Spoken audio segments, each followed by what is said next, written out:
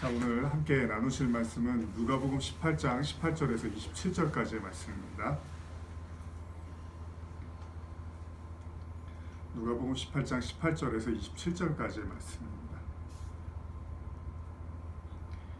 자, 우리 다 찾으셨으면 저하고 한 절씩 교독하시겠습니다. 어떤 관리가 물어 이르되 선한 선생님이여 내가 무엇을 하여야 영생을 얻으리이까? 예수께서 이르시되 내가 어찌하여 나를 선하다 일컫느냐? 하나님 한 분 외에는 선한 이가 없느니라. 내가 계명을 안 하니 간음하지 말라, 살인하지 말라, 도둑질하지 말라, 거짓 증언하지 말라, 내 부모를 공경하라 하였느니라. 여짜오되 이것은 내가 어려서부터 다 지켰나이다. 예수께서 이 말을 들으시고 이르시되 내게 아직도 한 가지 부족한 것이 있으니 내게 있는 것을 다 팔아 가난한 자들에게 나눠주라. 그리하면 하늘에서 내게 보화가 있으리라. 그리고 와서 나를 따르라 하시니 그 사람이 큰 부자이므로 이 말씀을 듣고 심히 근심하더라.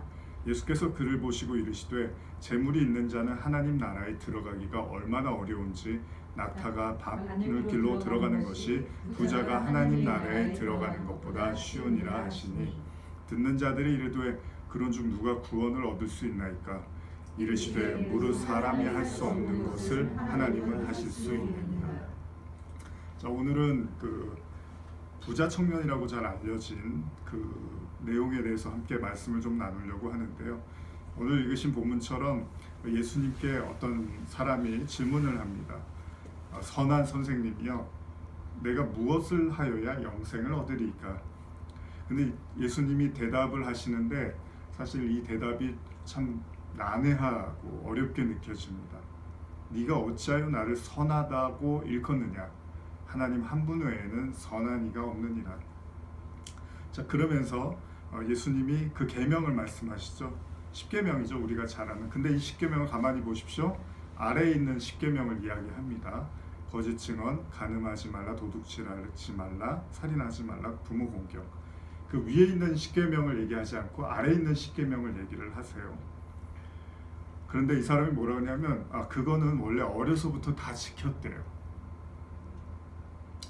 그랬더니 예수님이 그러냐? 그러면 아직도 네가 부족한 것이 있다. 그러면서 네게 있는 것을 다 팔아서 나눠줘라 이렇게 말씀을 하십니다. 그러면 하늘에 보화가 있으니 그리고 나를 따르라 이렇게 말씀을 하십니다.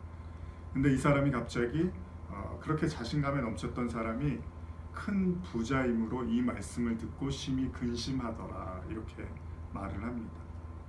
그리고 나서 예수님이 뭐라고 하시냐면 재물이 있는 사람은 하나님 나라에 들어가기가 얼마나 어려운지 낙타가 바늘귀로 들어가는 것이 부자가 하나님 나라에 들어가는 것보다 쉬우니라 이렇게 말씀을 하십니다. 낙타가 바늘귀로 들어갈 수가 없죠. 그 유머 중에 코끼리를 냉장고에 넣는 뭐 이런 거 있잖아요. 그러니까 그런 유머러스한 방법이 아니고서는 현실적으로는 불가능한 이야기입니다. 그러니까 사람들이 이제 웅성거리기 시작하는데 뭐라 하냐면 그럼 누가 구원을 얻을 수 있습니까? 이렇게 말합니다. 그때 예수님이 사람이 할 수 없는 것을 하나님은 하실 수 있느니라 말씀을 하십니다. 재밌게도 이 본문 말씀이 마가복음과 마태복음에도 계속 반복이 됩니다. 뭐 약간의 차이는 있지만 거의 비슷하게 마가복음 10장 17절에서 27절까지도 기록이 되어 있고요. 또 마태복음 19장 16절에서 26절까지도 기록이 되어 있습니다. 마태복음 19장 16절 이하도 제가 한번 읽어드리면 어떤 사람이 주께 와서 이르되 선생님이여 내가 무슨 선한 일을 하여야 영생을 얻으리이까? 예수께서 이르시되 어찌하여 선한 일을 내게 묻느냐? 선한 이는 오직 한 분이시니라. 내가 생명에 들어가려면 계명들을 지키라. 이르되 어느 계명이오니까? 예수께서 이르시되 살인하지 말라, 간음하지도 말라, 도둑질하지 말라, 거짓 증언하지 말라. 근데 여기에는 이제 한 가지가 좀 첨가가 됩니다. 19절에 보면 내 부모를 공경하라, 내 이웃을 내 자신과 같이 사랑하라 하신 것이니라. 그러니까 위의 계명을 그 이웃 사랑으로 지금 예수님이 함축적으로 하나로 정리를 하고 있어요. 하나님을 사랑하고 하나님만 섬기라고 하는 그 10계명 있잖아요. 그거를 내 이웃을 내 자신과 같이 사랑하라 하신 것이라. 이거 하나로, 원래 그래서 하나님 사랑과 이웃 사랑을 하나로 봐요. 근데 그 하나로 보는 게 뭡니까? 내 이웃을 내 몸과 같이 사랑하라가 하나님 사랑을 나중에 이렇게 하나로 정리하게 되는 거죠. 그래서 어느 곳에서는 하나님을 사랑하고 이웃을 사랑해라 이렇게 말을 하고 있는데, 나중에 바울은 그냥 이웃 사랑으로 그걸 또 하나로 표현을 하죠. 그래서 사실은 십계명을 하나로 정리하면 이웃 사랑입니다. 내 이웃을 사랑하라로 정리를 하는 거예요. 그래서 지금 예수님이 네가 어떤 율법을 지켰는데 아직 부족해 라고 말씀하신 게, 지금 네가 지킨 율법은 너 자신을 보호하기 위한 율법으로서의 지킴이었어요. 그러니까 간음 안 했고, 살인 안 했고, 도적질 안 했고, 거짓 증언하지 않았어요. 근데 정말 이제 율법으로 지킨 거죠. 그랬더니 예수님이, 그런데 그게 율법의 본질이 아니라 그 율법이 하나로 정리가 되는데, 그게 내 이웃을 내 몸과 같이 사랑해라고 정리를 하는 거죠. 그래서 예수님이 그 사람한테 뭐라고 하냐면 21절이죠. 예수께서 이르되 내가 온전하고자 할 때, 이 표현도 예수님이 이제 누가복음에 나와 있지 않습니다. 내가 온전하고자 할진대, 여기서 온전은 뭐죠? 완전이에요. 완전. 근데 실제로 하나님이 아브라함에게도 그렇고 온전하라라는 표현을 쓰십니다. 자, 내가 온전하고자 할진대 가서 내 소유를 팔아 가난한 자들에게 주라. 그리하면 하늘에서 보화가 내게 있으리라. 그리고 와서 나를 따르라 하시니. 네가 완전해지고 싶냐? 그러면 네 소유를 팔아 가난한 자들에게 주어라. 이렇게 말씀을 하세요. 마찬가지로 그 청년이 재물이 많으므로 이 말씀을 듣고 근심하며 가니라. 23절 이하죠. 예수께서 제자들에게 이르시되 내가 진실로 너희에게 이르노니 부자는 천국에 들어가기가 어려우니라. 다시 너희에게 말하노니 낙타가 바늘귀로 들어가는 것이 부자가 하나님 나라에 들어가는 것보다 쉬우니라. 불가능하다는 거죠. 제자들이 듣고 몹시 놀라 이르되 그렇다면 누가 구원을 얻을 수 있으리이까? 웅성거리죠. 똑같이 구원을 누가 받겠습니까? 예수께서 그를 보시며 이르시되 사람으로는 할 수 없으나 하나님으로는 다 할 수 있느니라. 근데 제가 이렇게 영어 성경을 보면 사람과 함께는 어렵지만 하나님과 함께는 가능하다 이렇게도 표기가 돼 있어요. 그러니까 사람과 함께하는 것은 어렵지만 with라고 해서 하나님과 함께는 가능하다 이런 개념으로도 볼 수 있었습니다. 그러니까 이 이야기를 듣는 청년도 그렇고 제자들도 그렇고 지금 예수님 얘기를 가만히 듣고 있으니까 구원받기가 그러면 어렵지 않을까, 구원은 불가능한 것이 아닌가라는 생각을 들게 하는 거예요. 근데 우리가 그 부자 청년, 그 예수님께 질문을 던진 그 사람이 부자인데 그 부자가 다른 율법은 다 지켰는데 예수님이 사실은 팔아서 나눠주라는 그게 율법에는 없잖아요. 그러니까 십계명에는 그거 네가 만약에 부자이거든 네가 가지고 있는 재산을 팔아서 나눠줘라라는 계명이 없잖아요. 그러면 이 사람은 자기가 십계명에 있어서만큼은 다 지켰다고 생각을 했는데 새로운 이야기를 한단 말이죠. 근데 그게 그럼 새로운 거냐는 거예요. 예수님이 새 계명을 말하노니 서로 사랑해라. 예수님이 실제로 그런 말씀을 하시잖아요. 근데 그게 새로운 거냐는 거예요. 아니죠. 구약에도 계속 사랑에 대한 말씀이 나와요. 그러면 이 부자 청년이 예수님을 만나서 뭐가 깨졌냐 하면 자기가 지킨 율법 가지고는 안 된다라는 걸 일단 깨달은 거고, 그리고 자기가 하나님을 위해서는 무엇이든지 할 수 있다고 생각을 했는데 지금 예수님을 만나고 나서 자기가 가진 것을 나눠줄 수 없는 자기 자신을 보게 된 거예요. 이게 이제 참 재밌는 표현인데요. 일반적으로 사람들은 자기를 선하다고 믿습니다. 상식적으로도 사람들은 나는 어느 정도 선함을 가지고 있다고 믿고 있어요. 일반적으로 다 그런 생각들을 가지고 삽니다. 그런데 예수님을 만나고 나서 어떤 일을 겪게 되냐면 내가 그렇게 선하지 않구나, 내지는 내가 선하다고 말할 수 있는 존재가 아니구나, 이런 것들 우리가 이제 많이 깨닫잖아요. 말씀이라는 게 그렇잖아요. 그러다 보니까 움츠러 죽이기도 하고 우리가 하나님 앞에서 또 회개할 거리들이 생각이 나기도 하고 내가 죄를 안 짓고 살았다고 생각했는데 죄를 굉장히 많이 짓고 살았구나라는 또 이런 고백들도 하게 돼요. 근데 이 부자 청년의 이야기도 다르지 않습니다. 그동안 자기가 선하다라는 것에 대해서 크게 흠집을 낸 사람이 없었다는 거예요. 왜냐하면 율법을 다 지켰다고 하면 대부분은 그럼 너는 구원을 받겠네라고 사람들이 이야기하기 때문이죠. 근데 지금 이 예수님 앞에 선 이 청년, 이 부자 청년은 자신의 구원의 한계를 이렇게 보게 되는 거죠. 물론 이 사람이 근심해서 가고 나서 어떻게 생각을 했는지 우리가 다 알 수는 없지만 중요한 건 이 순간만큼은 이 청년이 자신이 믿어왔던 구원에 대해서 흔들릴 수 있었던 것 같아요. 그래서 제자들도 이 이야기를 듣고 구원받기가 그렇게 힘든가라는 생각을 했던 거죠. 여러분은 어떻게 생각하십니까? 구원받는 게 쉬운 일일까요? 힘든 일일까요? 요즘은 우리가 그렇잖아요. 우리가 인터넷에 현대 기독교를 비판하는 그런 어떤 부흥사라든지 그런 열변을 토하는 설교가들의 설교를 들어보면 가끔 이런 표현들이 나오잖아요. 교회 와서 그냥 이렇게 나 이제 예수님 믿기로 했어요.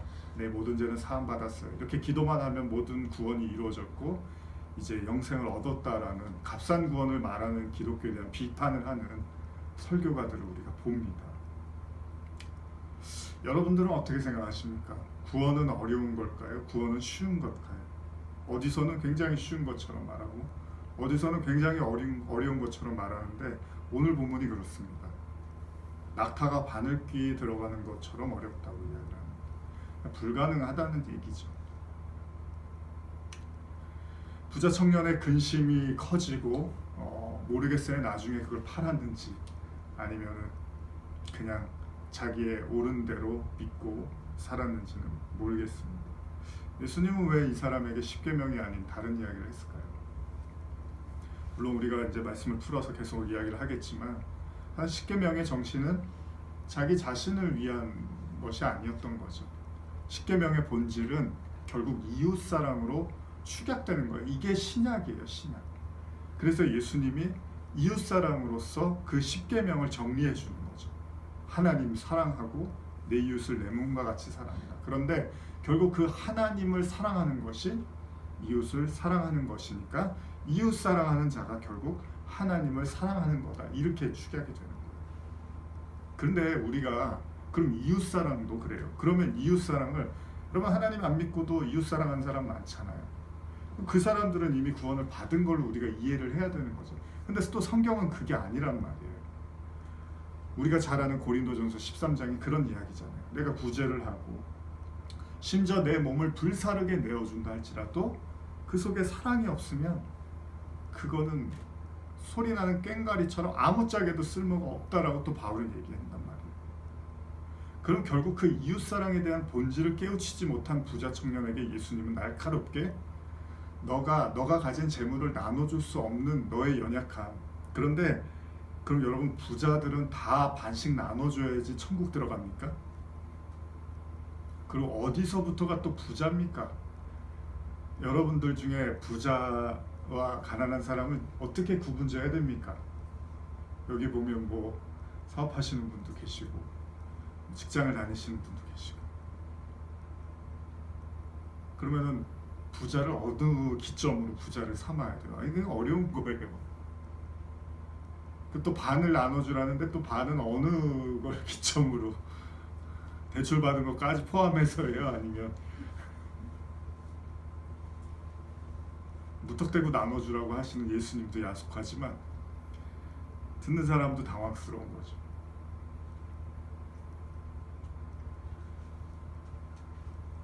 그럼 또 우리가 이 설교를 가지고 일단 반은 나눠줘야지 천국을 간다라고 믿는다면 대혼란이 올 것입니다. 11조 잘하면 되는 거 아니에요? 이렇게 생각했는데 반을 나눠주라고 하니까 왜 그런 얘기를 하시는 거겠냐는 거예요. 저는 그런 영적 의미에서 이런 생각도 해봅니다. 반이라는 거, 그러니까 결국 사실 십계명이 그렇잖아요. 우리가 그 아래의 계명들은 우리가 알아요. 살인하지 말고, 뭐 거짓 증언하지 말고, 내 이웃의 걸 탐하지 말고, 이런 아래의 계명들은 우리가 상상해서 지킬 수, 우리가 생각해서 지킬 수 있지만, 하나님을 사랑해라, 뭐 내지는 뭐 하나님만 섬겨라, 여호와 이름 망령되이 일컫지 말아라, 우상 섬기지 말아라. 사실 이런 계명들은 좀 어떻게 보면 굉장히 피상적이고 어려워요. 그러다 보니까 아래 계명을 착실하게 지킨 이 부자 청년 입장에서는 큰 문제가 없다고 생각했는데, 예수님이 이웃사랑을 얘기하다 보니까 사실 넘어지는 거잖아요. 그러면 다시 말하면 예수님은 세 계명을 말하는데 사실 그게 세 계명은 아니에요. 우리가 자꾸 옛날 것을 옛날 걸로밖에 못 보니까 이건 이렇게 볼 게 아니라 새롭게 봐야 된다라는, 새로운 눈으로 봐야 된다라는 그의 의미에서 세 계명이란 말이에요. 사랑하라는 거는 세 계명이 아니에요. 근데 원체 그 이스라엘 당시 유대인들이 그냥 그 지키는 거, 계명을 지키는 것에 몰두하다 보니까 그걸 넘어서지 못한 거란 말이죠. 그러다 보니까 이웃을 사랑하라는 개념에서의 부재 청년에게 나눠주라는 얘기를 한단 말이에요. 그러니까 네가 지금 10계명을 잘못 봤다라는 얘기를 하고 싶은 거죠, 예수님. 계명 그렇게 보라고 준 게 아니지. 내가 아무것도 탈나고 내가 흠집이 없는 깨끗한 사람이에요라고 그렇게 율법 준 게 아니라, 그걸 넘어서서 이웃을 어떻게 사랑할 것에 대한 이야기를 하는 건데, 네가 그걸 못 봤으니 너는 절반밖에 못 본 거야. 그 네 절반을 다시 회복해야 된다라는 의미로도 볼 수 있는 거죠. 왜냐하면 여러분, 율법으로 우리가 구원받는 게 아니잖아요. 그럼 율법이 죽고 은혜로 구원받는 거니까 그 율법만 보고 있으면 지금 반만 보는 거죠. 그래서 왜 예수님이 이런 표현하잖아요. 속옷을 달라고 하는 이에게 겉옷까지 줘라. 반대인가요? 겉옷을 달라고 하는 이에게 속옷인가요? 어쨌든 간에 그것만 가지고 하는 게 아니라 전체를 볼 수 있어야 되는 눈이 필요하다는 거죠. 근데 절반만 보고 있는 거예요. 그래서 절반을 나눠주라고도 이야기할 수 있는 거죠. 왜냐하면 이게 만약에 율법이라면 오늘날의 모든 부자도 절반 다 나눠줘야 되거든요. 근데 또 성경에 부자가 어느 정도의 선이라고 얘기를 안 해주고 있으면 구원받을 사람 없는 거예요. 그러면 기준을 모르니까. 그리고 어차피 죽게 되면 재산은 내가 가질 수 없어요. 누군가에게 가게 돼 있어요. 그러면 죽기 전에 절반은 이웃에게, 그러면 되는 거죠. 그런 얘기가 아닐 거죠. 이게 어려운 거야. 이게 쉬운 얘기 같은데 이게 간단한 얘기가 아니라는 거죠. 마태복음 7장 13절에서 23절까지 13절에서 14절을 제가 읽어드리겠습니다. 같이 읽을까요? 마태복음 7장 13절에서 14절입니다. 시작. 좁은 문으로 들어가라. 멸망으로 인도하는 문은 크고 그 길이 넓어 그리로 들어가는 자가 많고, 생명으로 인도하는 문은 좁고 길이 협착하여 찾는 자가 적으니라. 구원에 대한 설명인데 여기도 그럽니다. 좁은 문으로 들어가라. 멸망으로 인도하는 문은 크고 길이 넓어 그리로 들어가는 자가 많고, 생명으로 인도하는 문은 좁고 길이 협착하여 찾는 자가 적습니다. 이런 말들도 굉장히 난해하단 말이에요. 좁은 문은 뭐고 넓은 문은 또 뭡니까? 생명의 문은 또 뭡니까? 여러분들은 좁은 문으로 가고 계십니까? 넓은 문으로 가고 계십니까? 분명한 건 생명으로 인도하는 문은 좁대요. 제가 가끔 예전에 꿈을 꾸다 보면, 아주 이제 좀 오래전인데, 꿈속에서 어떤 동굴 같은 데를 막 이렇게 빠져나오는 그런 꿈을 꿀 때가 있어요. 옛날에 왜 기독교인들이 핍박받을 때 막 굴 속에다가 집을 져갖고 막 그 자신들을 그 핍박하는 사람들이 들어오지 못하도록 막 굴 속을 한참 가갖고 거기에 이제 도시가 있고 막 마을이 있는 걸 우리가 이제 보잖아요. 저도 이제 가끔 꿈들을 꿀 때 그런 꿈을 꾼 적이 있어요. 그럼 너무 막 힘든 거예요. 꿈속에서 이 굴을 계속, 근데 굴이 또 넓지도 않아요. 너무 좁아서 겨우 이렇게 빠져나갈 수 있는 그런 곳을 막 헤매는 꿈을 꾼 적이 있는데, 그럴 때는 너무 꿈속에서 힘든 거죠. 정말 막 숨이 꽉 막혀올 정도의 그런 꿈을 꾸는데, 여러분들의 서 있는 문은 어떻습니까? 근데 생명으로 인도하는 문은 굉장히 좁대요. 편한 문이 아니라는 거예요. 길이 협착하대요. 아마 그럴 거예요, 여러분. 만약에 동굴을 구경을 가는데 어떤 굴은 너무 넓어서 너무 들락날락하기가 편하면 사람들이 많이 모이겠죠. 어떤 굴은 한참을 비집고 들어가야지만 그 아름다움을 볼 수 있는 굴이 있으면 거기는 분명히 사람들은 많지 않을 거예요. 예수님이 말씀하십니다. 생명으로 인도하는 문은 좁고 협착하다는 거예요. 그러면서 이 구절의 끝에 나온 게 마태복음 7장 21절이죠. 같이 읽어볼까요? 21절에서 23절입니다. 시작. 나더러 주여 주여 하는 자마다 다 천국에 들어갈 것이 아니요 다만 하늘에 계신 내 아버지의 뜻대로 행하는 자라야 들어가리라. 그날에 많은 사람들이 나더러 이르되 주여 주여 우리가 주의 이름으로 선지자 노릇하며 주의 이름으로 귀신을 쫓아내며 주의 이름으로 많은 권능을 행하지 아니하냐이까 하리니 그때 내가 그들에게 밝히 말하되 내가 너희를 도무지 알지 못하니 불법을 행하는 자들아 내게서 떠나가라 하리라. 너무 잘 알고 많이 쓰는 말씀인데 우리도 여러 번 읽었죠. 이런 좁은 문을 얘기하시던 예수님이 갑자기 이런 말을 해요. 나더러 주여 주여 하는 자마다 다 천국에 들어갈 것이 아니에요. 어디서는 또 성경에서 누구든지 주의 이름을 부르는 자는 구원을 얻으리라 또 이렇게 써 있어요. 근데 또 예수님은 주여 주여 한다고 구원받는 거 아니야 이렇게 또 얘기를 하시는 거죠. 그날에 사람들이 주야 주야 할 거래요. 근데 그러면서 이런 얘기를 한대요. 그들은 내가 주님의 이름으로 선지자 노릇했습니다. 내가 주님의 이름으로 귀신을 쫓아냈어요. 내가 주님의 이름으로 많은 권능을 행했어요. 뭐 여기에 전도까지 포함이 되겠죠. 제가 주님의 이름으로 얼마나 전도를 열심히 했는데요. 제가 주님의 이름으로 얼마나 교회 봉사를 열심히 했는데요. 다 들어갈 거 아니에요. 그죠? 제가 주님의 이름으로 얼마나 헌금을 열심히 했는데요. 집까지 팔아서 했는데요. 다 그런 얘기가 여기 들어갈 거 아니에요. 근데 예수님이 그 사람들한테 뭐라 그러냐면 내가 너희를 도무지 알지 못하니 불법을 행하는 자들아 내게서 떠나가라 이렇게 말씀하죠. 왜 불법이에요? 주님의 이름으로 지금 뭐를 했는데 그걸 불법이래요.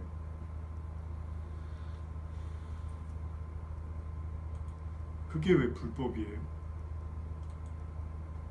그렇지 않습니까?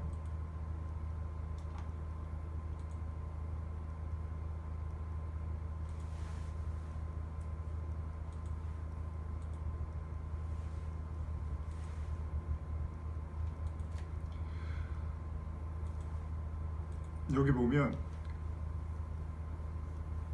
불법이라는 그 헬라어의 그 원래 의미를 보면 법이 없음, 무법, 악행까지 나옵니다. 죄라고도 나오고요. 법에 대한 위반. 그래서 이게 이제 죄스러운 행위. 이거를 지금 죄라고 하는 거예요.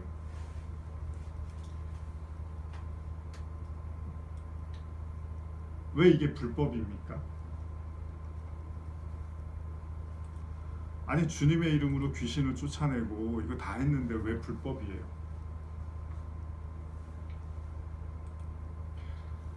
근데 오늘 본문도 그래요. 저는 다 지켰어요 이러잖아요. 청년이 저는 다 지켰어요 그랬는데 예수님이 그거 가지고는 부족해. 그거 가지고 구원 이룰 수 없어 이룬다고. 그건 뭐예요? 그 사람도 그 법을 다 못 지켰다는 거잖아요. 결국은 이래나 저래나 그거 갖고는 구원 안 된다는 얘기를 하는 거죠.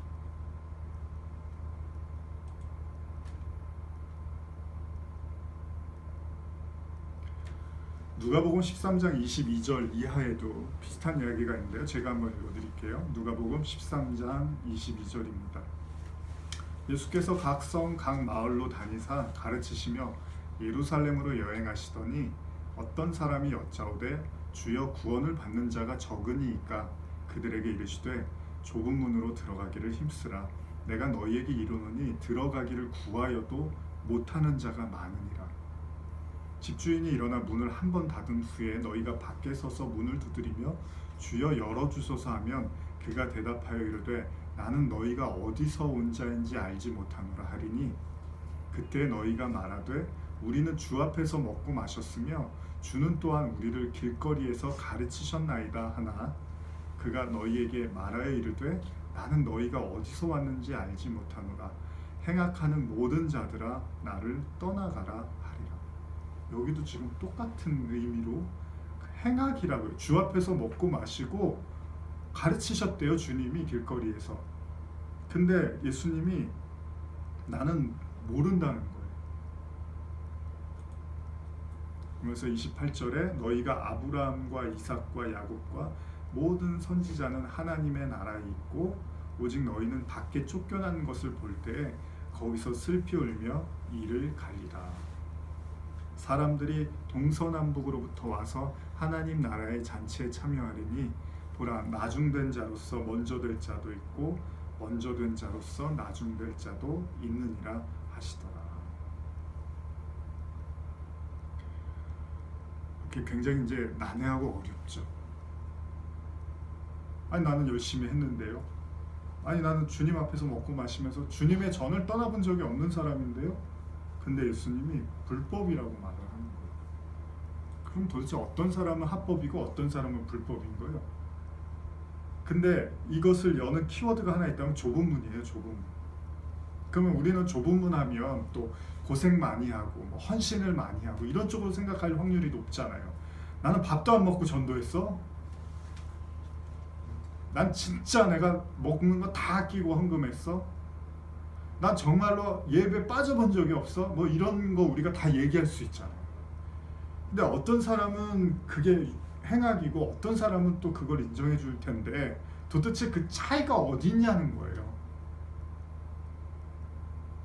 근데 평생을 그렇게 살았는데 나중에 예수님 모른다 그러면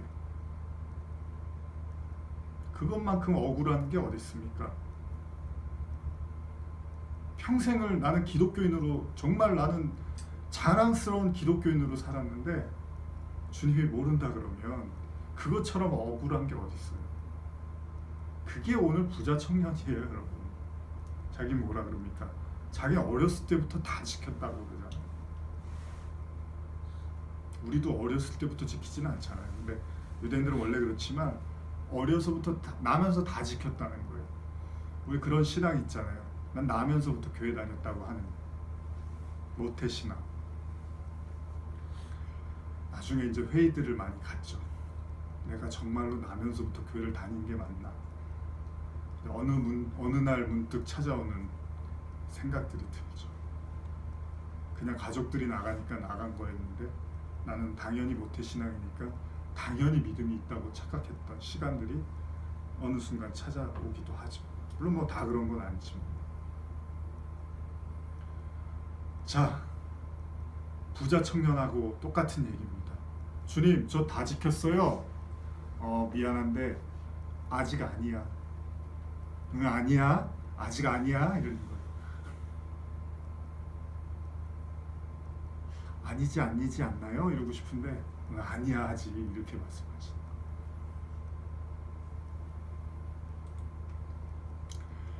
잠언 23장 4절 5절 한번 찾아볼까요?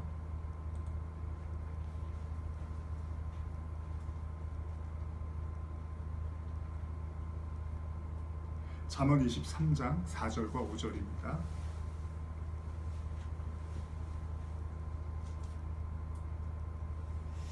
같이 한번 읽어보겠습니다. 시작. 부자 되기에 애쓰지 말고 내 사사로운 지혜를 버릴지어다. 내가 어찌하여 험한 것에 주목하겠느냐. 정령이 재물은 스스로 날개를 내어 하늘을 나는 독수리처럼 날아가리라. 저는 이 말씀을 준비하면서 일단 부자라는 단어에 포커스를 맞춰봤습니다. 다른 건 없고 이 청년은 그냥 부자라고 일컬으면서 시작을 하는 거니까 어느 부자가 예수님께 이제 묻는 거잖아요. 그럼 도대체 성경에 예수님이 말하고 싶었던 부자, 성경에서 왜 그 사람을 굳이 부자라고 썼을까? 물론 돈이 되게 많았을 거예요. 그런데 부자라는, 우리가 이제 성경 보면 나중에 부자와 나사로 아시잖아요. 거기도 부자가 등장을 하잖아요. 그러니까 도대체 그러면 그 부자가 그러면서 나중에 예수님 뭘로 정리하냐면 부자가 낙타가 바늘기 들어가는 게 부자가 천국 들어가는 것만큼 어렵다고 했으니까 거기에 키워드도 부자예요. 그럼 도대체 그 부자는 뭐냐는 거예요. 아버지하고 아들은 아닐 거 아니에요. 그렇죠? 그 부자를 얘기하는 건 아닐 거 아니에요. 그럼 부자의 그 의미를 한번 찾아보는 거죠. 그랬더니 잠언 23장 4절에 5절에 이렇게 되는 거예요. 부자 되게 애쓰지 말라는 거예요. 일단 부자를 되게 애쓰지 말래요. 잠언에서는. 여기도 계십니까? 일단 애쓰지 말라고 하십니다. 그리고 내 사사로운 지혜를 버릴지어다. 아, 부자가 되려고 애쓰는 사람들은 사사로운 지혜를 가지고 있다는 거예요. 내가 어찌 허무한 것에 주목하겠느냐. 정령이 재물은 스스로 날개를 내어 하늘을 나는 독수리처럼 날아가리라. 그러니까 그 재물은 그냥 스스로 날개를 내어서 내가 붙잡으려고 해도 그냥 날아가 버릴 거라는 거예요. 어느 순간이 되면. 자, 잠언 28장 11절 한번 찾아볼까요?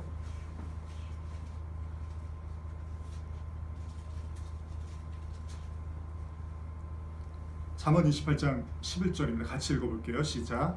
부자는 자기를 지혜롭게 여기나 가난해도 명철한 자는 자기를 살펴 안다. 저는 이 말씀을 사실 이제 부자로 오늘 정의를 하고 싶은 건데, 우리가 앞에 말씀은 아시잖아요. 뭐 부자가 되려고 애쓴다고 되지도 않지만 또 그렇게 돈이 들어와도 한순간에 무너지는 거 우리가 이미 나눴으니까 이 이야기보다는 오늘은 28장 11절이 제가 이게 부자에 대한 의미로 더 가깝지 않을까라는 생각을 해봤어요. 부자는 자기를 지혜롭게 여기나 가난해도 명철한 자는 자기를 살펴 아느니라. 우리말 성경을 읽어드리면 부자는 스스로 지혜롭다고 하지만 가난해도 지각 있는 사람은 그 속을 꿰뚫어 본다. 여러분, 옛날에 소크라테스가 왜 존경을 받았죠? 소크라테스가 남긴 명언 중에 하나가 내 자신을 알라는 거예요. 그러면서 소크라테스가 사람들을 이렇게 돌아다니면서 만나면서 속으로 한 말이 있죠. 아, 너는 나보다 못해. 왜냐하면 나는 내가 무식하다는 걸 아는데 너는 네가 무식하다는 걸 아직 깨닫지 못하는구나. 네 자신을 알아라. 그렇게 나오는 이야기들이잖아요. 그러니까 나는 나를 아는데 너는 너를 모르는구나. 이게 소크라테스가 하고 싶었던 그 유명한 철학가잖아요. 최고의 철학가잖아요. 부자는 자기가 지혜롭다고 생각한대요. 그런데 가난해도 명철한 자는 자기를 살펴 안대요. 그러니까 부자는 스스로 지혜롭다고 생각하지만 가난한 사람은 그 속을 꿰뚫어 본다. 물론 가난해도 지각이 있는 사람이라고 표현하고 있습니다. 그러니까 이 가난을 우리가 심령이 가난함으로 표현한다면 진짜 그 가난한 마음을 가진 자들은 그 자신을 안다는 거예요. 어떻게 알아요? 우리가 옛날에 지난주에 읽은 계시록의 말씀처럼 나는 부자다, 부유하다 그러잖아요. 근데 실상은 벌거벗고 보지도 못하고 있고 그런 존재인데 나는 부자예요, 부자 이러고 있단 말이에요. 그러니까 오늘 예수님이 말한 부자가 천국에 들어가기 어렵다라는 이 부자를 저는 스스로 지혜롭다고 생각하는 자라고 보고 싶은 거죠. 우리 누가복음 12장 16절에서 21절인데요. 제가 읽을게요. 누가복음 12장 16절에서 21절. 너무 많이 읽은 구절이어서 제가 읽을게요. 또 비유로 그들에게 말하여 이르시되 한 부자가 그 밭에 소출이 풍성함에 심중에 생각하여 이르되 내가 곡식 쌓아둘 것이 없으니 어찌할까 하고 또 이르되 내가 이렇게 하리라. 내 곡간을 헐고 더 크게 짓고 내 모든 곡식과 물건을 거기 쌓아두리라. 또 내가 내 영혼에게 이르되 영혼아 여러 해 쓸 물건이 많이 쌓아두었으니 평안히 쉬고 먹고 마시고 즐거워하자 하리라 하되 하나님은 이르시되 어리석은 자여 오늘 밤에 내 영혼을 도로 찾으리니 그러면 내 준비한 것이 누구의 것이 되겠느냐 하셨으니 자기를 위하여 재물을 쌓아두고 하나님께 대하여 부여하지 못한 자가 이와 같으니라. 이 사람을 부자라고 시작합니다. 예수님이 비유하실 때 한 부자가 이렇게 나옵니다. 이 이야기 갖고 우리가 얼마나 몇 주 동안 이야기를 나눴잖아요. 이 구절을 시작하기 전에 예수님이 뭐라 그러시냐면 12장 15절인데 이건 한번 같이 읽어볼까요? 누가복음 12장 15절입니다. 시작. 그들에게 이르시되 삼가 모든 탐심을 물리치라. 사람의 생명이 그 소유에 넉넉한 데 있지 아니하라 하시고. 여러분, 탐욕과 자유의 차이는 뭘까요? 성경에서 분명히 탐심에 대해서는 죄라고 말씀을 하십니다. 그러면서 또 자유함을 얘기해요, 성경은. 그래 우리는 많이 헷갈려요. 왜냐하면 탐심을 내버려 두는 걸 자유함으로 우리는 이해하고 싶기 때문이죠. 그렇죠? 우리의 탐욕, 내가 먹고 싶은데 먹고 싶은 만큼 먹는 거, 내가 하고 싶은 만큼 하는 거, 이런 걸 우리는 자유라고 또 이해할 수 있잖아요. 근데 탐심을 물리치래요. 그럼 탐심과 자유의 차이는 뭘까요? 우리가 상식선에서 잘 알고 있는 거잖아요. 방종이라고 표현하죠. 다른 말로 자유의 반대로 우리가 방종이라고 하죠. 방종이 뭐죠? 나의 욕심이 다른 사람에게 해를 끼침에도 불구하고 그 자유를 계속 유지해 나가는 걸 우리가 방종이라고 하죠. 그러니까 탐심은 뭐예요? 이웃을 괴롭히게 되는 거예요. 자연스럽게 이웃을 괴롭혀요. 내가 의도했던 의도하지 않았던 간에 내 탐심과 내 방종으로 인해서 누군가가 고통을 받는다는 거예요. 근데 자유는 뭐죠? 자유는 다른 말로 이웃사랑이니까 나로 인해서 다른 사람도 기쁨을 누리겠죠. 그러니까 나도 기쁘고 다른 사람도 기쁜 거를 자유로 놓고 보면, 탐심은 나만 즐거운 거 있잖아요. 나만 즐거운 거. 그래서 탐심에 휩싸이면 다른 사람들을 자기도 모르게 괴롭히는데 그걸 인지하지 못해요. 왜냐하면 내 탐욕이 중요하니까.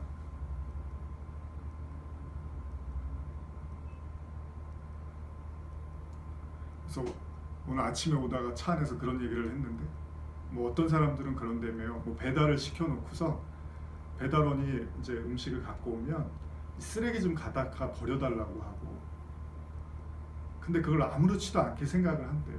뭐 그런 사람들이 종종 있대요.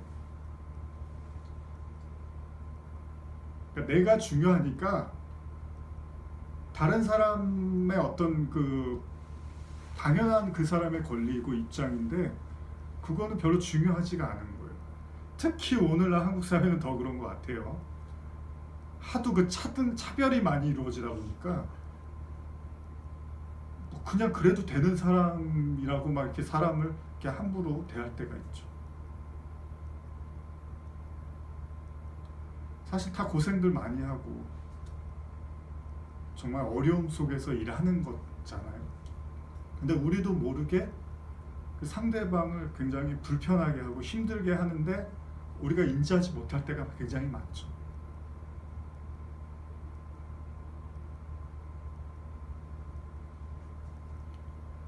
왜냐하면 탐심에 휩싸이면 나밖에 안 보입니다. 내가 제일 중요하니까. 그러니까 여러분, 오늘 본문의 이야기도 가만히 생각을 해보세요.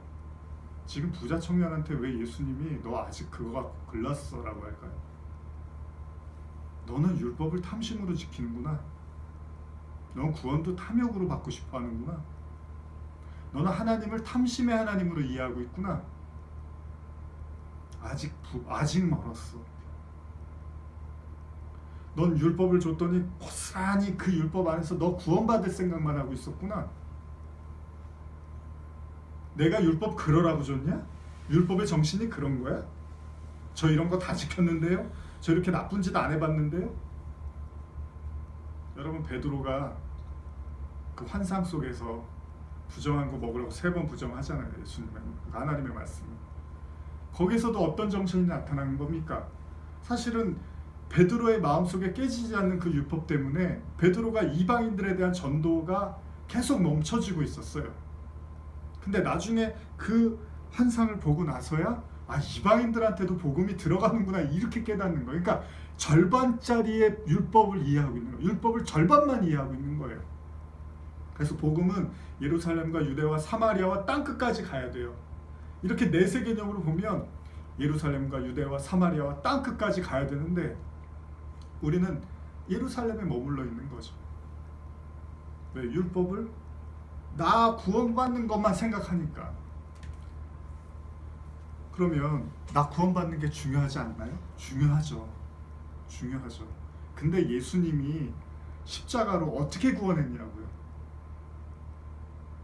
여러분, 우리는 예수님의 공로로 구원받았어, 그러니까 예수님을 믿으면 구원받아 라고 하지만 예수님은 그렇게 얘기 안 하셨잖아요. 누구든지 나를 따르려거든 자기를 부인하고 자기 십자가를 지고 따르라 그랬어요. 그거 아니면 그것도 불법이라 그랬어요. 그럼 여러분들은 자기 부인을 했고 자기 십자가들을 갖고 계십니까? 만약에 그게 아니면 그것도 불법이래요. 그러면 예수님이 십자가에서 우리에게 보여준 정신은 뭡니까? 용서예요. 사랑이에요.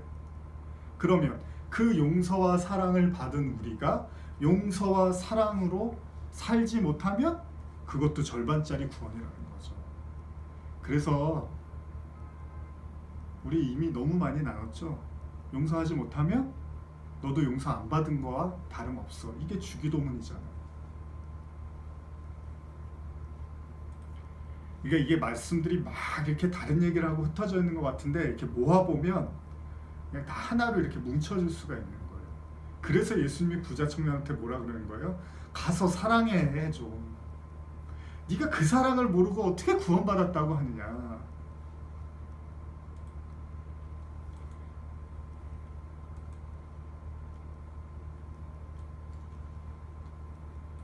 그쵸? 결국 또 사랑이에요, 하나님.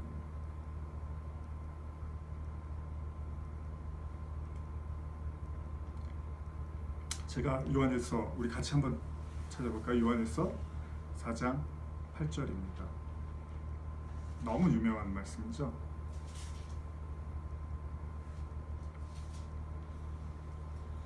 같이 읽겠습니다. 시작. 사랑하지 아니하는 자는 하나님을 알지 못하니 이는 하나님은 사랑이심이라. 하나님은 사랑이라. 너무 유명한 말씀이죠. 그래서 요한일서에서는 사랑하지 않는 거에 대해서 계속 얘기를 해요. 사랑하지 않으면 그 안에 하나님이 없는 거야 라고 얘기를 해요.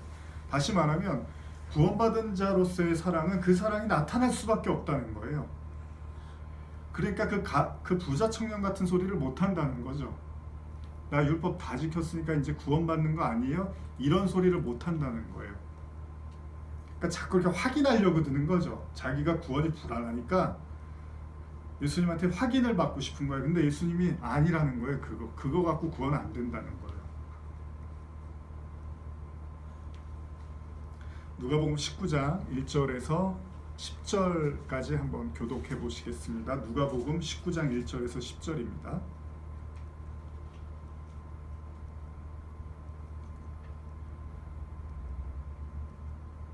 찾으셨으면 한 절씩 교독하시겠습니다. 예수께서 여리고로 들어가 지나가시더라. 삭개오라 이름하는 자가 있으니 세리장이요 또한 부자라.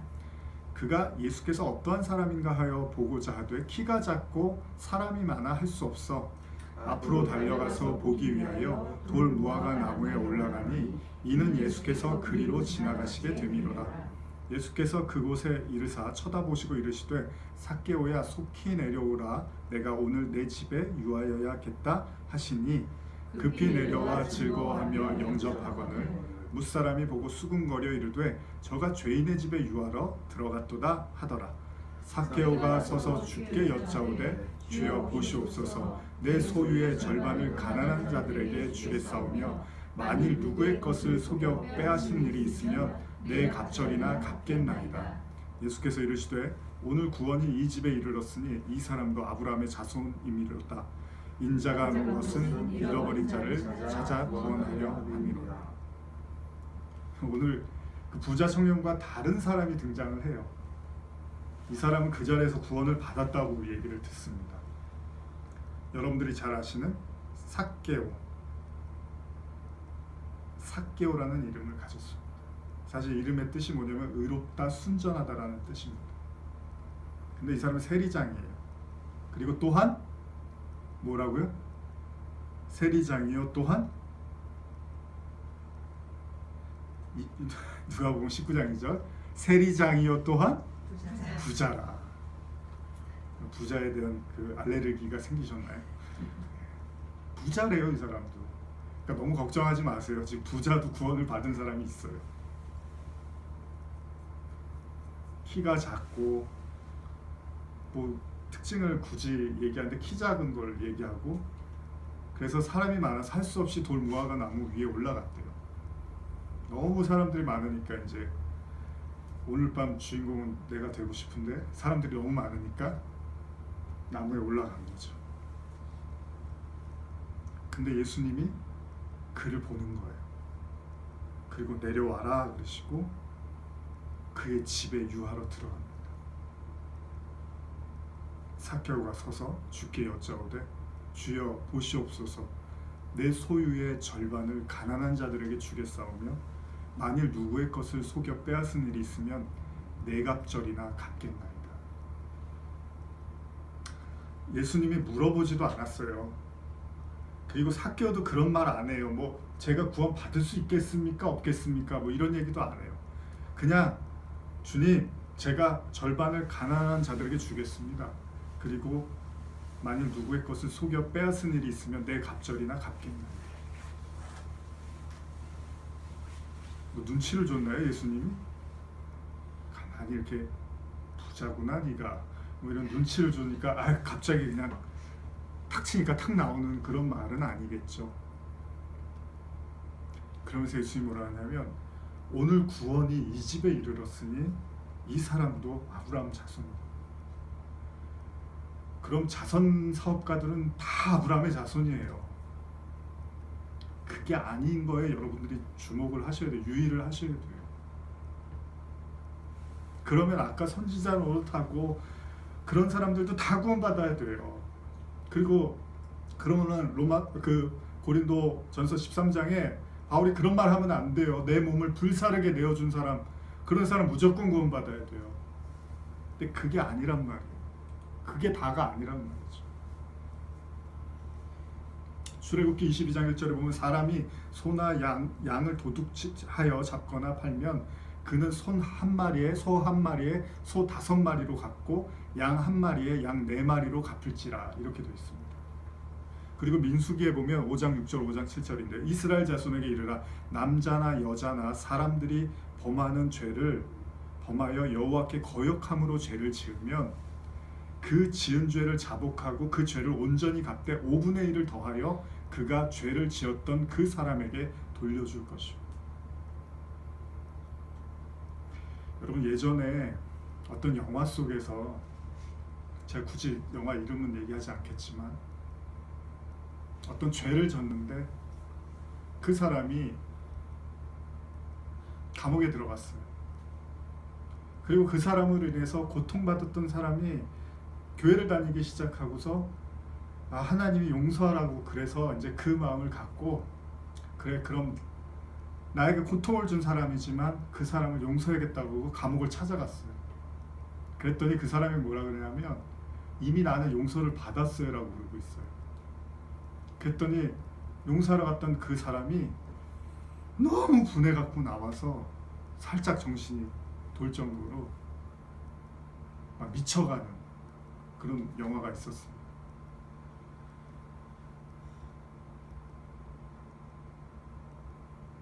용서 받았으면 된 거잖아요. 이쪽에서는 받았다 그러고 이쪽에서는 하라 그랬으니까 이제 잘 성립이 된 거잖아요. 근데 왜 어떤 게 문제인 거죠? 오늘 본문에 보면 그 죄를 자복하고 그 죄값을 온전히 갚되 5분의 1을 더하여 그가 죄를 지었던 사람에게 돌려줄 것이요. 억지로 주면서 인상 쓰면서 미안해 가져 5분의 1 더 가져 이거 아니잖아요. 성경이 얘기하는 게 그런 게 아니잖아요. 어쩔 수 없어. 구원받으려면 부자들은 반을 나눠주래. 왜? 구원이 더 받고 싶으니까 나눠주는 거. 그게 성경의 정신이 아니잖아요. 그럼 용서도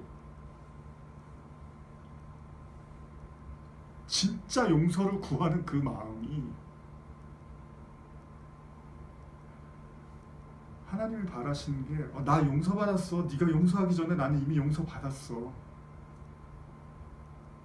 그럼 다윗이 우리아의 아내 밧세바와 동침하고서 정말 엄청나게 고통의 시간을 보냅니다. 자기가 지은 죄를 깨닫고 자기가 살인을 저질렀어요. 살인. 그제서야 자기가 죄덩어리라고 고백을 해요. 나중에 내가 하나님께만 범죄하였으면, 이게 사람한테는 죄 안 졌어요 이 얘기가 아니에요. 그냥 하나님의 눈으로 보니까 나는 그냥 죄밖에 안 진 사람이라는 걸 이제 깨닫게 된 거죠. 정말 식음을 전폐하고 괴로워합니다. 오늘 한국 사회, 한국 교회, 만약에 우리가 죄에 묻어져 있다면 우리는 남한테 힘들게 하고 상처 주고 하면서도 나는 하나님의 사람이니까 뭐 괜찮아. 나는 하나님이 축복한 축복의 사람이니까 그래도 돼. 나는 하나님의 대제사장과 같은 그런 사람이니까, 왕 같은 제사장이니까 나는 이렇게 해도 돼. 어디 축복받은 사람을 건드려 공격하고.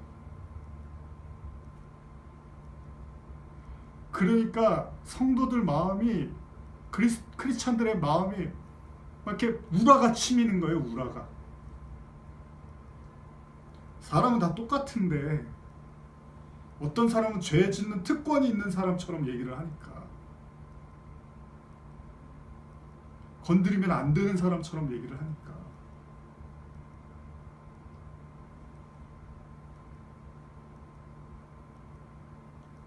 내가 죄를 지은 것 이상으로, 내가 그 사람한테 잘못한 것 이상으로 그에게 진정한 용서를 구하는 게 하나님의 정신입니다. 말씀의 정신입니다. 그런데 오늘 부자 청년같이 나 다 지켰는데요? 이런 소리 하고 있으면 아직 그 예수님의 그 말씀이 뭔지도 모르는 거예요.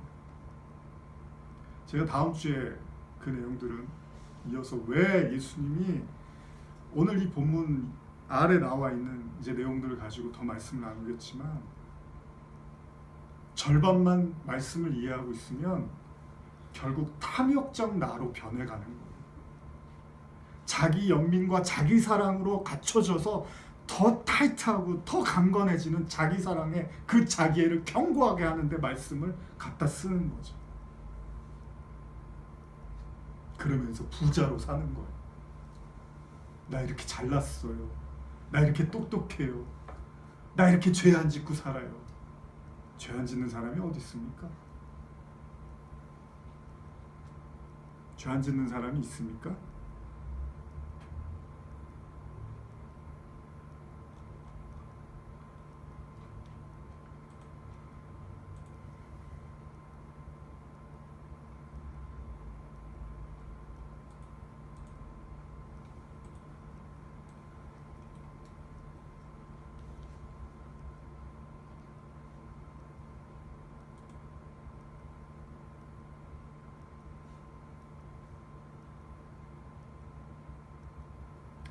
전도서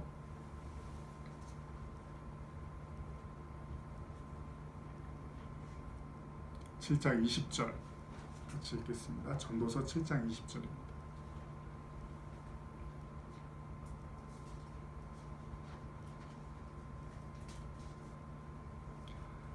같이 읽어볼까요? 시작. 선을 행하고 전혀 죄를 범하지 아니하는 의인은 세상에 없기 때문이다. 우리말로 읽어드릴게요. 선한 일만 하고 절대로 죄짓지 않는 의인은 세상에 없다. 그 밑에도 읽어드릴게요. 우리말 성경으로. 사람이 하는 모든 말에 신경 쓰지 마라. 그렇지 않으면 내 종이 너를 저주하는 말도 들릴지 모른다. 너 자신도 여러 번 남을 저주했던 것을 내 마음이 알 것이다. 이 모든 것을 내가 지혜로 시험해보고 내가 지혜로 주기로 결심했다고 했으나 그것은 내 능력 밖이었다. 지혜라는 것이 그토록 멀고 길이를 알 수 없이 심오하니 누가 그것을 알겠느냐.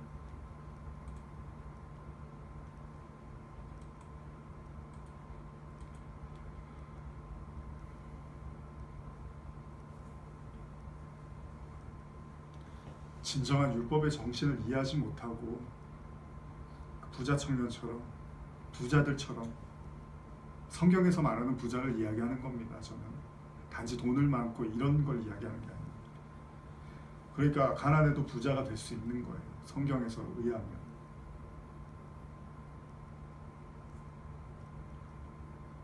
진정한 용서를 구할 때 예수님은 뭐라 그러십니까? 70번, 7번씩 70번이라도 용서하라는 거죠. 그게 하나님 마음인데 문제는 뭐냐면 그 용서를 우리가 구하지를 못하는 거예요. 그 용서를 구할 때 그 용서를 받는 거잖아요. 여러분, 용서가 내게 되려면 어떻게 해야 되죠? 내가 진짜 용서를 구해야 되는 거잖아요. 그러려면 어떻게 해야 돼요? 죄가 뭔지를 알아야 되잖아요. 그러니까 그 죄가 뭔지 모르고 그 용서를 구하면 그 용서는 내게 안 되는 거잖아요. 부부들이 많이 싸우는 거, 남자 여자들 특히 많이 싸우는 게 뭐냐면, 미안해 남자가 말하면 아니야 너 속으로는 지금 아닌 거야. 아 진짜 미안하다니까? 아니야 너 지금 말로만 그러는 거야. 아 진짜 미안하다고 어떻게 해야 돼? 아니야 아직 아니야. 뭐 어떻게 심장을 빼서 보여줘야 되는 거죠. 그 용서가 내 용서가 되려면 내가 진짜로 용서를 구해야 되는 거죠. 그러니 죄인이 와서 예수님한테 한다는 소리가, 저 율법도 안 지켰는데요. 아니 구약 내내 뭐라 그랬는데, 니들이 지금 율법을 그렇게 보는 것 때문에 하나님이 정말 혈압이 올라서 하나님이 너희들의 제사를 안 받겠다고 지금 막 그런 얘기를 했던 율법인데, 부자 청년이 하나가 나타나더니 전 다 지켰는데 이러고 있으니 예수님이 그래도 사랑하사 이렇게 또 표현되어 있어요. 참 마음이 넓으셔요. 가서 다 나눠주고 와. 그럼 구원 받을 수 있어.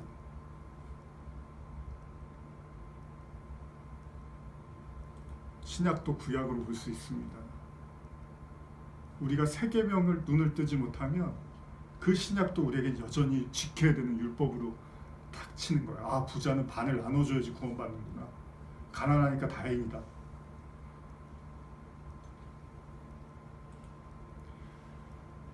여기에 과부 이야기가 나옵니다. 본문만 읽고 다음 주에 이 말씀은 이어나가겠습니다. 마가복음 12장 41절에서 44절입니다. 제가 읽겠습니다. 마가복음 12장 41절에서 44절입니다.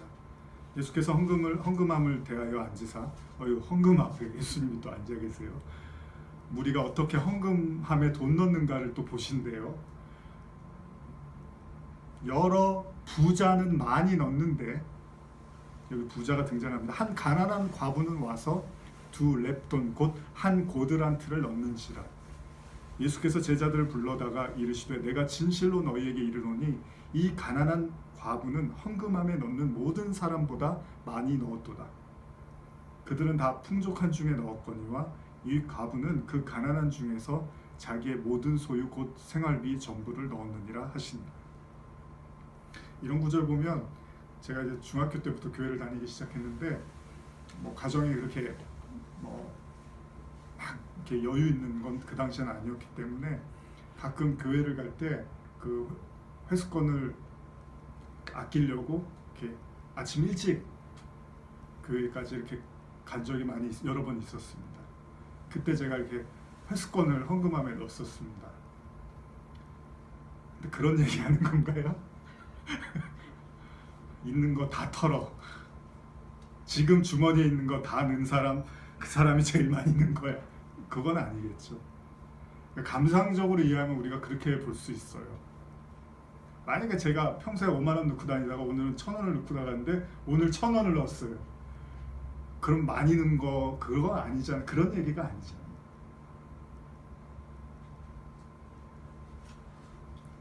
예수님이 그럽니다. 이 가난한 과부는 헌금함에 넣는 모든 사람보다 많이 넣었다. 물론 일반 상식적으로 우리가 압니다. 가난하면 부자보다는 낼 게 없으니까 그러면 그걸 또 비율로 따져서 쟤는 재산이 이 정도니까 뭐 이 정도 내면 많이 내고 뭐 예수님이 단지 그런 얘기를 하는 게 아니겠죠. 무슨 얘기를 하는 걸까요? 다음 시간에 본문을 연결해서 계속 나눠보겠습니다. 오늘 말씀을 생각하시면서 여러분들은 부자 청년이신가요? 아니면 삭개오신가요?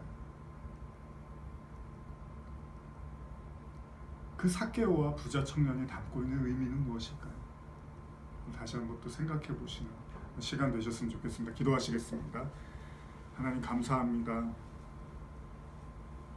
하나님의 말씀을 절반만 이해하면 우리를 더욱더 탐심으로 탐욕적 인간으로 그 구원도 탐심으로 받으려고 하는 어리석음을 범하게 됩니다.